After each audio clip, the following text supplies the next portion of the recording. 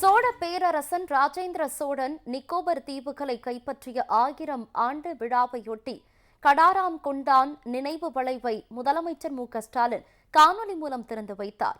சோழ பேரரசன் ராஜேந்திர சோழன் கடாரத்தை நோக்கி படை எடுத்து செல்லும் வழியில் மானக்காவரம் எனப்படும் நிக்கோபர் தீவுகளை கைப்பற்றி 1000 ஆண்டு விழா அந்தமான் தலைநகர் போர்ட் பிளேரில் நடைபெற்றது. இதனையொட்டி அந்தமான் தமிழர் சங்கத்தின் உலக தமிழ் சங்கத்தால் நிறுவப்பட்டுள்ள கடாராம் கொண்டான் நினைவு வளைவை முதலமைச்சர் மு.க.ஸ்டாலின் காணொலி வாயிலாக திறந்து வைத்து சிறப்புரையாற்றினார். அன்பார்ந்த அந்தமான் வாழ் தமிழர்களுக்கு வணக்கம். உலகெங்கிலும் வாழும் தமிழர்கள் ஒன்றிணைந்து உருவாக்கப்பட்ட உலக தமிழ்ச்சரகம் அமைப்பின் நிர்வாகிகளுக்கும் அந்தமான் தமிழ்ச்சங்கத்தின் நிர்வாகிகளுக்கும் எனது அன்பான வாழ்த்துக்களையும் வணக்கத்தையும் தெரிவித்துக் கொள்கிறேன். தமிழர்களின் வீரத்தையும் மாண்பையும் உலகெங்கிலும் பறைசாற்றிய மாமன்னர் முதலாம் ராஜேந்திர சோழன் கடாரத்தின் மீது படையெடுத்து நக்கவாரம் எனப்படும் நிக்கோபார் தீவுகளை 1025ஆம் ஆண்டில் வென்றதன் 1000வது ஆண்டில் இன்று நாம் பயணிப்பதில் பெருமை கொள்கிறோம்.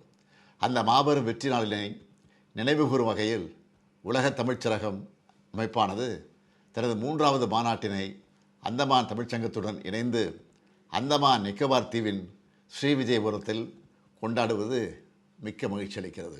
ராஜேந்திர சோழனின் 1000வது ஆண்டு வெற்றி விழா கொண்டாடப்படும் இன்றைய தினம் அவ்விழாவில் என்னையும் இணைத்து கொண்டு கடாரம் கொண்டான் 1000வது ஆண்டு வெற்றி விழா வளைவினை காணொலி வாயிலாக திறந்து வைக்கக்கூடிய வாய்ப்பு எனக்கு கிட்டியதை எண்ணி மகிழ்ச்சி அடைகிறேன். அந்தமான் மற்றும் உலகெங்கிலும் புலம்பெயர்ந்து வாழும் தமிழர்களுக்கு தமிழ்நாடு தான் தாய் வீடு. அவர்கள் எல்லை கடந்து வாழ்ந்தாலும் தமிழ் மொழி மீது தமிழ்நாட்டின் மீதும் என்றென்றும் பற்றுள்ளவர்களாக இருப்பது கண்டு மகிழ்கிறேன்.